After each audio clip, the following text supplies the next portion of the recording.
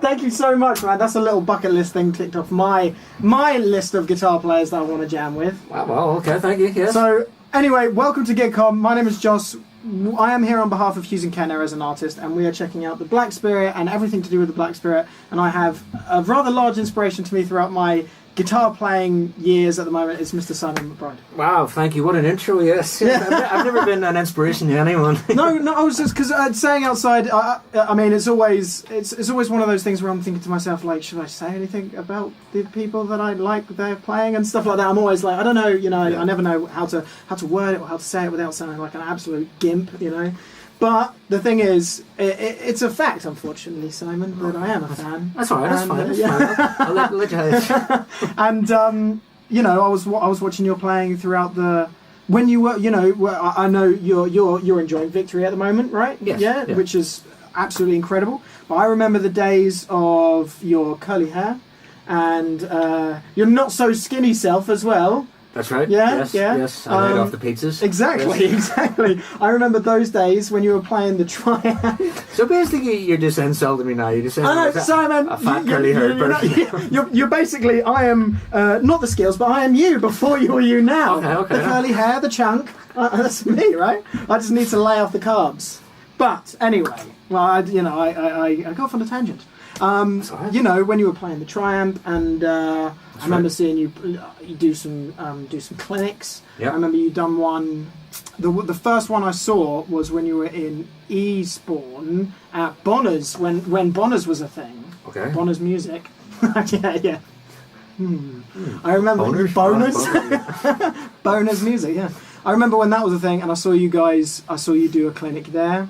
Okay. And then at GAC as well, Guitar Amp and Keyboard Centre, done a clinic there. And that was when I was like, I'm 27 now, so I would have been in my teenage years watching you do that stuff and buying your CDs and watching you play more clinic stuff. Like your live stuff is absolutely incredible. But as a guitar player that wants to learn to play guitar, I used to watch all the clinic stuff of all the guys. And when you were doing your guitar demonstration stuff for PRS, I used to watch those clinics all the time, which was really, really cool. So it's an absolute privilege just to, shred some notes with you and stuff. Yeah, well, you can shred better than me, so... Yeah, right. I'm too old to shred. I'd started playing some notes and I was like, I'm just going to give up halfway through. Okay, cool. No, I haven't done much shred in a long time. Yeah. Somebody actually asked me about... where I can't remember where it was recently. I was playing somewhere at some show and some kid come up to me and he was nodding his head. I was playing away, he was digging it, and he just says, "Can you shred?" I was like, let me just give it a go. Yeah. I was like, have I done this in years? But it used to be a thing you do, though, wasn't it? Like the guitar, the what was it? The competition you did and stuff. Well, yeah, when I was 15, I won Guitarist of the Year in the UK. But my people I learned off was guys like Satriani and Steve Vai and Paul Gilbert, so all the kind of shreddy guys in that 80s, 90s, because that's just the era that I grew up in. So I learned how to play all that stuff. It never really was... I never really... I was a fan back then because I didn't know any better. Sure. Yeah. But now, when I think back, because I don't really play a lot of that stuff, I do, because I play with Don Airy and stuff sometimes, but that requires a little bit more of... come on, rap. Yeah. So I'm so grateful that I actually learned a lot of that stuff years ago. So now I can still do it, in small doses. But as I got older, I just started listening to more stuff like Gary Moore, players like Steve Lukather, Robin Ford, Larry Carlton. All the people fall asleep to. Yeah, of course. But I mean, so where did that, apart from that whole influence with playing? Your shows, you're known in specific worlds as like a blues guitar player, and then you're known in some worlds as like a rock guitar player. But to me, it's always been you're like led towards the more of just like blues rock, right? Yeah. So it's not like you'll do like some slower blues tunes, and then you'll do some like upbeat proper rock and roll tunes. Yeah. And so you lie in between that sort of thing. To me. Yeah. So where is that just what that is? Learning the technique from Satriani and stuff, and then starting to listen to Gary Moore and Robin Ford, and then it just starts to sort of traverse into the same world. Well, if you look at it in a way, if you look at players like Satriani, even Steve Vai, you think about, if you go deep into their understanding of how they learned how to play the guitar. You look at who they listen to, who they learn from, and it's basically old blues players that they learn from. So it's kind of comes through most rock players. Every rock player that I know is a little bit bluesy. Exactly. Yeah. You know, exactly. For example, every guitarist's scale, home scale as I call it, is a pentatonic scale. Dude, I live and breathe that scale. Yeah, so do I, and so does most players, and I've met some people say, no, I don't play the pentatonic. I'm going, you're lying to me right now, because that's what we learn. That's the first thing any guitarist learns as a rock blues. It's because it all stems from the blues, and that's, you know, you got that, you know, that's the middle scale. So we all know that, and so it just kind of comes through. But the more stuff I listen to, like Robin Ford, which obviously is a little bit more hinting at the jazz world. I love, like, when he steps out and all that sort of stuff is cool. Like Larry Carlton and Steve. Oh yeah. One of my heroes is Steve Lukather. You know, and he's kind of, he can play everything. He really can. Yeah, he really can. He really annoys me. Yeah, it's a piss take. It is a piss take. Yeah. And the thing is, he doesn't play with, little amounts of gain. The dude's got, when I saw them live, he had a huge sound. Yeah, well, what is he using? Two Bogners, two heads, yeah. and lots of gain. He loves his grace, as he called it, effects, distortion, Sure. Because I remember actually reading about when they recorded the, Beat It for Michael Jackson. Yeah. They obviously, him and Baccaro went into the studio, and they Steve had his Marshalls plugged up, and then Jeff had the big drum kit. It's like a big, rock sound. Yeah, you need it. And Quincy Jones sent it back saying, nah, plug into a small amp, it's too big, you need it tamed away down and stuff. So, he's kind of from that kind of rock period. Blues. But it's a funny thing, because people call me a blues player, and I don't think I have ever played a song like... I don't think so. Yeah. Never have. No. I don't know, it's just... But I suppose these days people need to put you in a category. For some strange reason, it just seems that way. Like, for instance, the whole Kiesel thing that I'm with Kiesel, and because it's a headless guitar, automatically the one thing that people go to, you must be a metal guitar player. And I couldn't be any further away from that. It's the same sort of situation as your technique that you can do with the shred stuff, is that I've been putting videos and been doing lessons with people in videos this week because I can do that shred thing, but I don't listen to that shred thing. I'm listening to Pearl Jam and Alice in Chains and stuff like that. So it's like, for some strange reason, you have to be put into a category just so that you have an audience. Do you know? Yeah. Well, to be honest, I spent years trying to shake off the metal thing. Yeah. Because I played in a band. My first band was like Sweet Savage, which. Oh yeah. And they were kind of a big East rock band in the 70s. We had Vivian Campbell, the previous guitarist, and all this stuff was like all that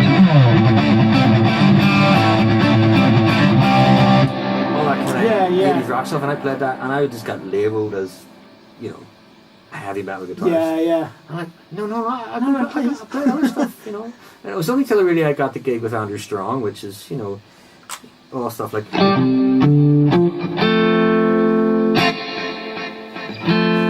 He can play other things. It's basically, a soul band playing like... Sorry, it's fine. Cringing right now. It's fine. So it's... I was only till I really got into doing stuff like that it was like... people started, okay, maybe you can play other stuff that's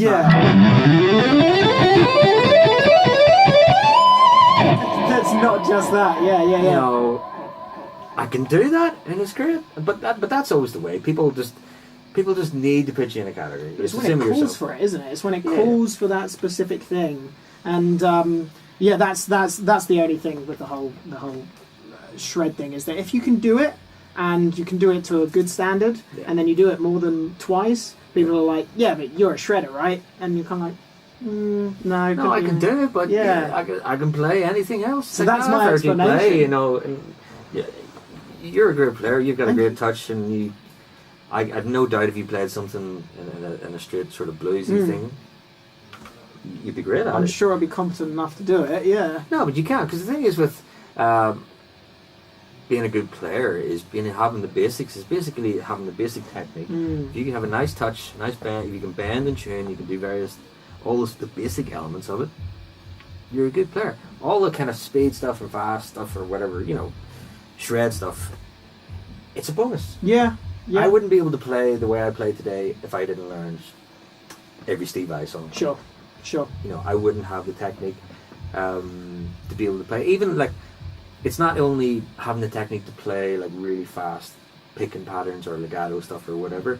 It's more to do with having, like for example, with your right hand, you have that looseness in your right hand. A lot of players I know are very stiff with the right hand. Whereas mine, so that comes down to if I want to play like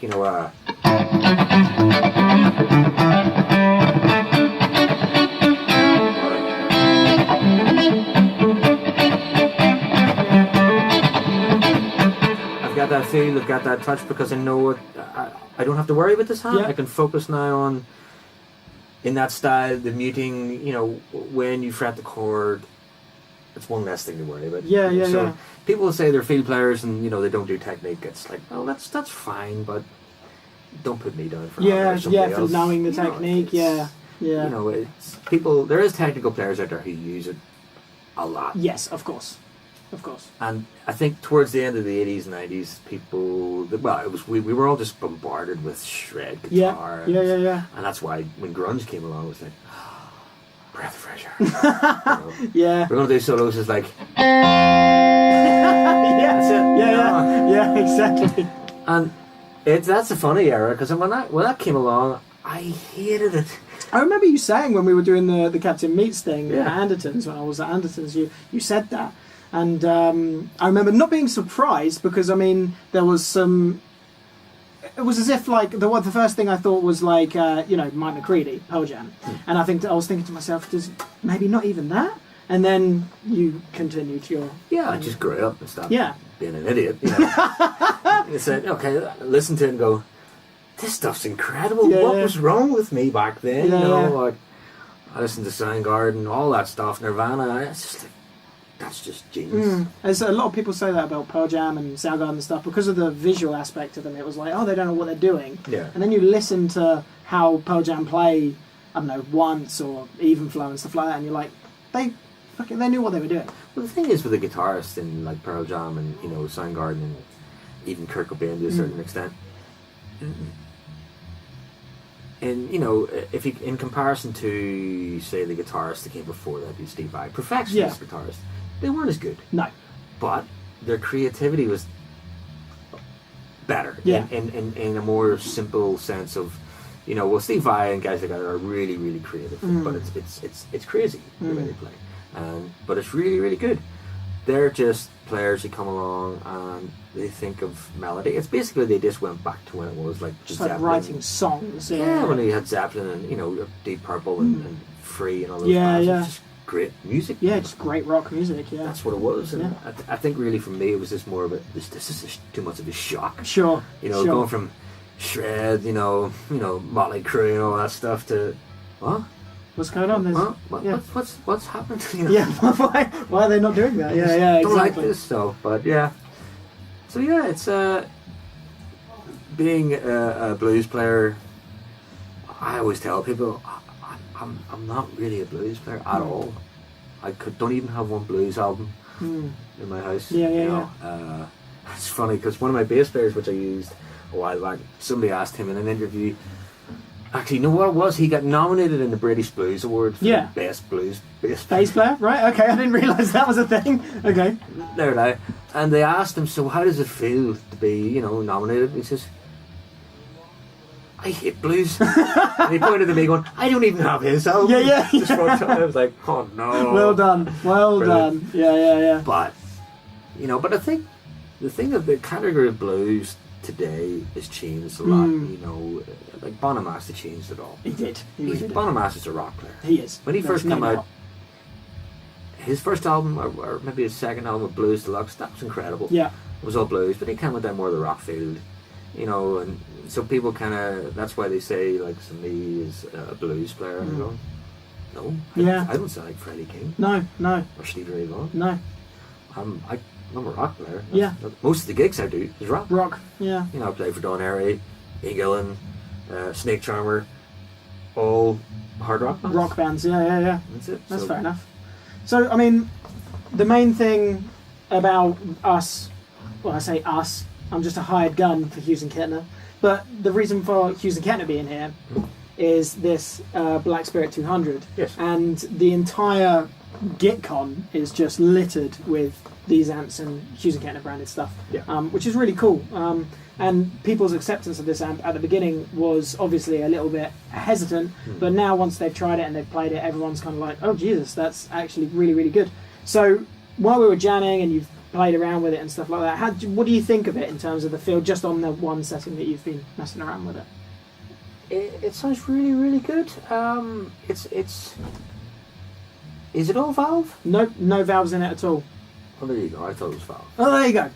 I don't even need. Nothing else needs to be said on that amp. It's like technology these days is coming on so much. You know, I use stuff at home. Like I use a Kemper in the studio a lot of the time, and I'm plugging it in and I'm going, I can't hear it. Yeah. You know, there is a difference I find with that is the feel. Of course.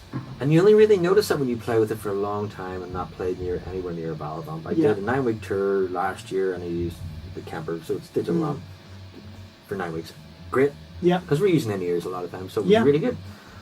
I come home, I plugged in to one of my PRS heads and then just went, that's the difference. Yeah. It's that little 15% extra response you get from the valves. Wow, that's it. But before that, I didn't really get it. Yeah, sure. I did not know that was all digital. That's incredible. And the other thing for me, as you said in the feel side of things, is that when you're playing it direct in headphones, so hearing it through monitors is one thing, but then hearing, like this amp especially, but then hearing it through a 212 cab is another, you know? When you're playing it through a cab and it's pushing some air and you're like, yeah, that feels good. That's a major difference for me as well, you know? Yeah, well, it's, you know, as I said, technology's moved on so far, like a lot of the amps that you use in plugins and modeling and stuff, it's like, you know, it's I'm actually very shocked. I didn't know that was valve. Cool. No, that's a perfect reaction. That's all we needed. Good. Well, that's it, my man. That's perfect. Thank you so much for stepping in as always, playing some notes and no problem, and blowing me out of the water. Oh, I had a few mistakes in there too, but well, once again, thank you so much for popping in. This has been GuitCon 2018, Hughes and Kettner, Black Spirit, and everything like that. So there's been so many videos that have been shot and more to come, so make sure that you're watching all the stuff on the Hughes and Kettner YouTube channel. So thank you very much for watching and see you later. Thank you so much, dude. I did not know that was digital. Yeah, it's fully 200 watts analog. All comes from this little Spirit tone generator, which no one knows apart from the guys that make it what it actually is or does.